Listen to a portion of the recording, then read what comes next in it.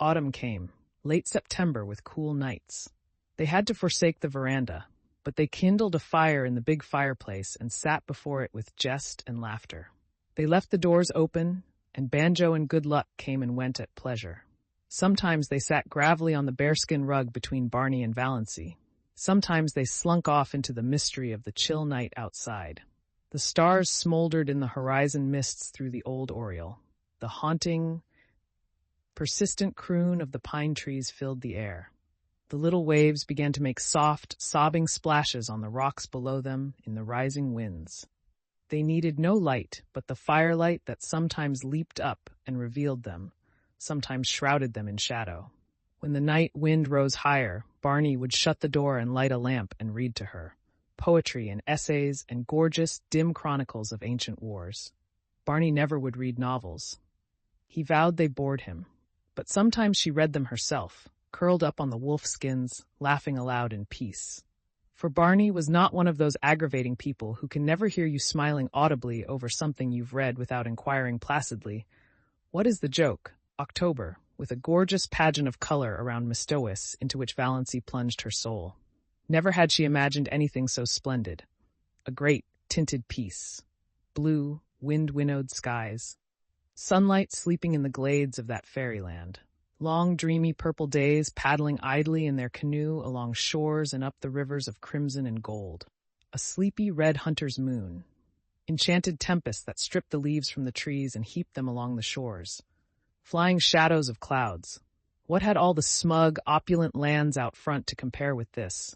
November, with uncanny witchery in its changed trees, with murky red sunsets flaming in smoky crimson behind the westering hills. With dear days when the austere woods were beautiful and gracious in a dignified serenity of folded hands and closed eyes, days full of a fine, pale sunshine that sifted through the late leafless gold of the juniper trees and glimmered among the gray beeches, lighting up evergreen banks of moss and washing the colonnades of the pines. Days with a high-sprung sky of flawless turquoise. Days when an exquisite melancholy seemed to hang over the landscape and dream about the lake.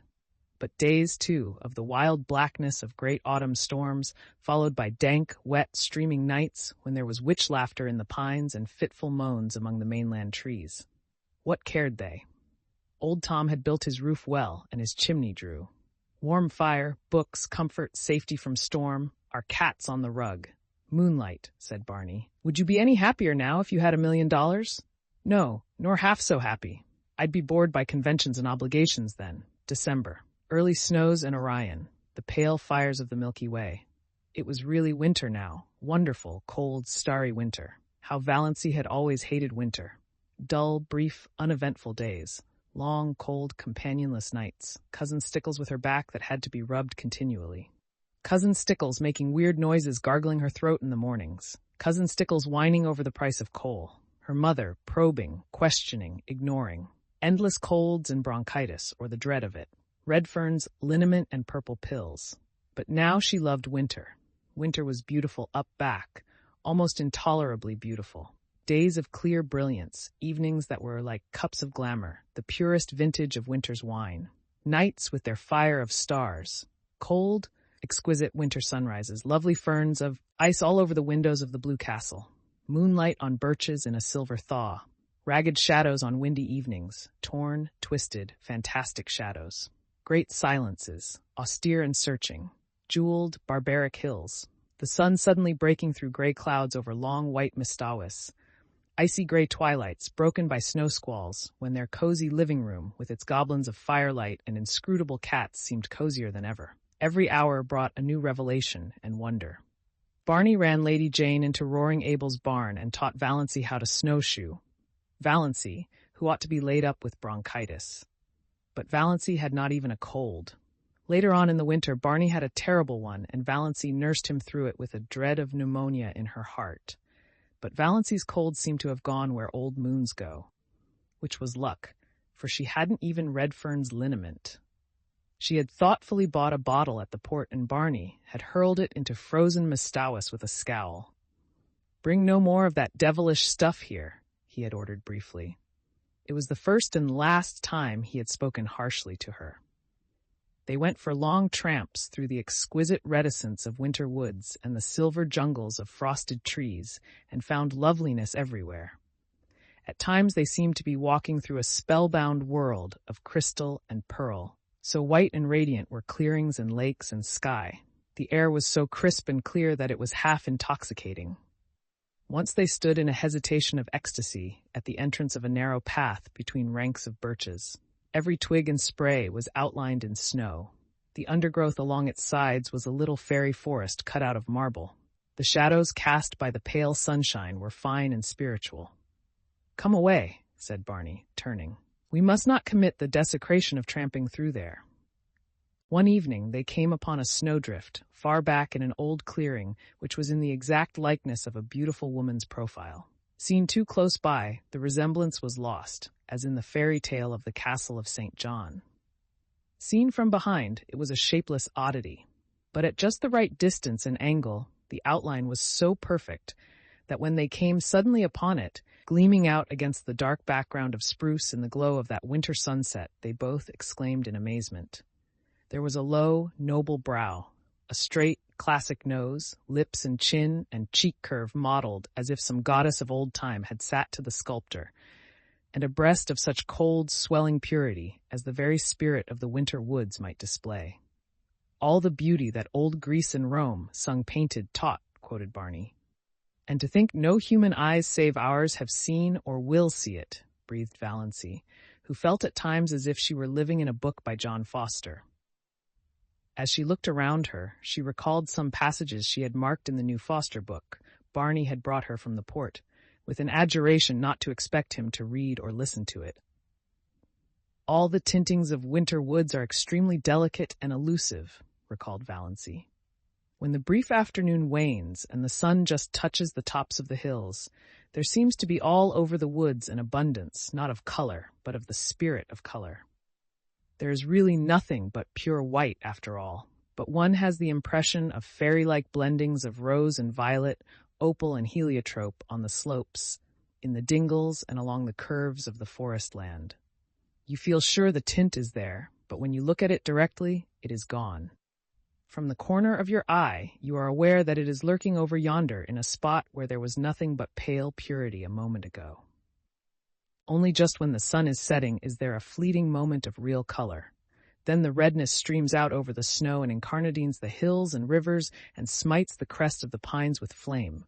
Just a few minutes of transfiguration and revelation, and it is gone." "I wonder if John Foster ever spent a winter in Miss Stowis," said Valancy.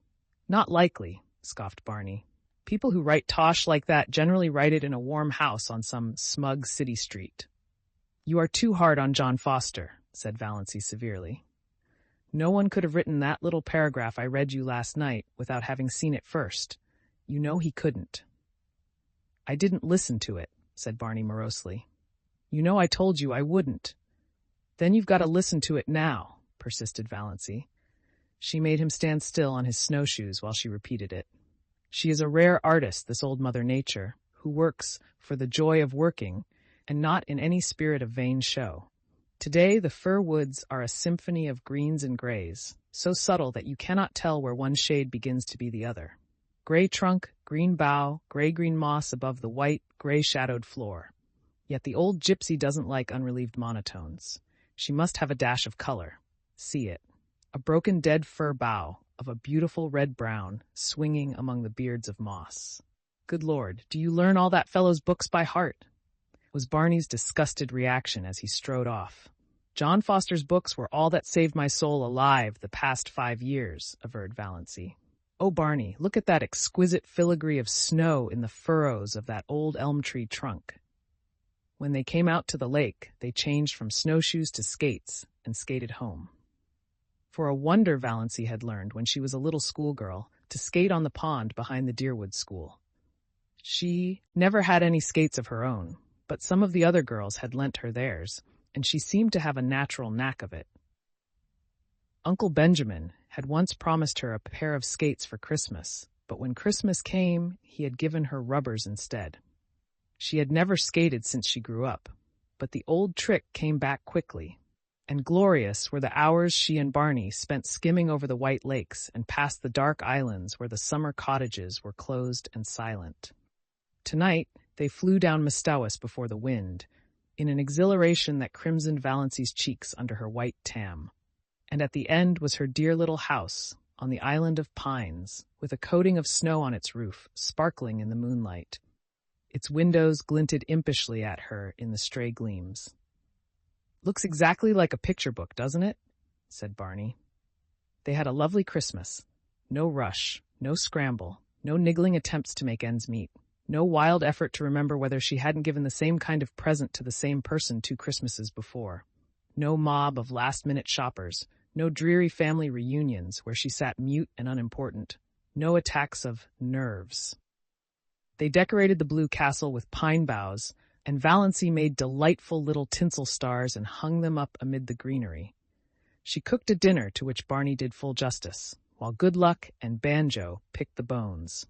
"A land that can produce a goose like that is an admirable land," vowed Barney. "Canada forever." And they drank to the Union Jack a bottle of dandelion wine that Cousin Georgiana had given Valancy along with the bedspread. "One never knows," Cousin Georgiana had said solemnly, "when one may need a little stimulant." Barney had asked Valancy what she wanted for a Christmas present. "Something frivolous and unnecessary," said Valancy, who had got a pair of galoshes last Christmas and 2 long-sleeved woolen undervests the year before, and so on back. To her delight, Barney gave her a necklace of pearl beads. Valancy had wanted a string of milky pearl beads, like congealed moonshine, all her life, and these were so pretty. All that worried her was that they were really too good. They must have cost a great deal, $15 at least. Could Barney afford that? She didn't know a thing about his finances. She had refused to let him buy any of her clothes. She had enough for that, she told him, as long as she would need clothes. In a round black jar on the chimney-piece, Barney put money for their household expenses. Always enough. The jar was never empty, though Valancy never caught him replenishing it. He couldn't have much, of course, and that necklace, but Valancy tossed care aside. She would wear it and enjoy it. It was the first pretty thing she had ever had.